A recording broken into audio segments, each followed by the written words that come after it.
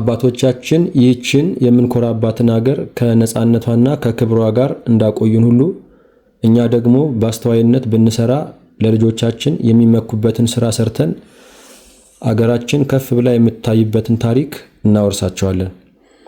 ሰው አላፊ ጠፊ ሟች ነው፣ አገርና ትውልድ ግን ዘለዓለም ይኖራሉ።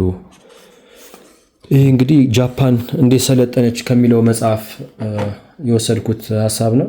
እንግዲህ ይሄ መጽሐፍ 120 ገጾች ያሉት መጽሐፍ ነው።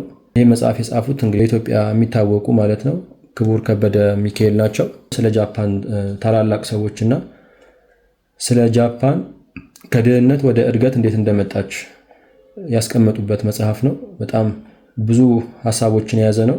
ስለ ታላላቅ የጃፓን ሰዎች የያዘ መጽሐፍ ነው። ለምሳሌ እነ ካትሱ ፋኩዛዋ እንዲሁም አሚራል ቶጎን ማንሳት እንችላለን። ካትሱ ማለት እጅግ በጣም ታዋቂ የሆነ አንባቢ ነው። በተለይ ደግሞ በንባብ ፍላጎቱ ምክንያት ያሳለፈው አንድ አስደናቂ ታሪክ አለ። እሱን ታነቡታላችሁ እዚህ መጽሐፍ ውስጥ። ሌላው ፋኩዛዋ ነው። ፋኩዛዋ ደግሞ ለጃፓን ዩኒቨርሲቲ የከፈተ ሰው ነው። እንግዲህ ካትሱ እጅግ ታዋቂ በጣም ጃፓንን ታላቅ ያደረጋት ለጃፓን ትልቅ ውለታ ያለ ሰው ነው።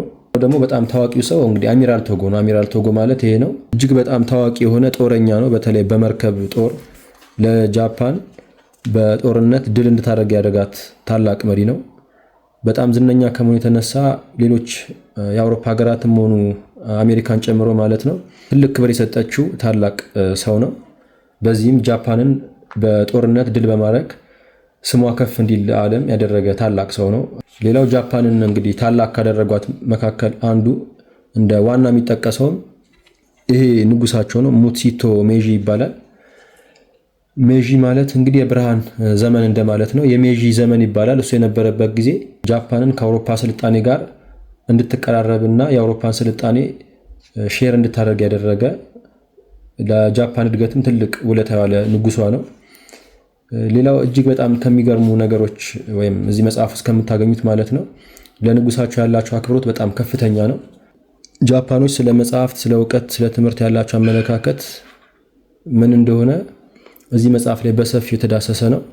በቀጣይ ደግሞ ሌላ መጽሐፍ ይዤ እመጣለሁ። እስከዛ በያላችሁበት ሰላም ሁኑ። ሰላም ለኢትዮጵያ፣ ሰላም ለሀገራችን። ቻው።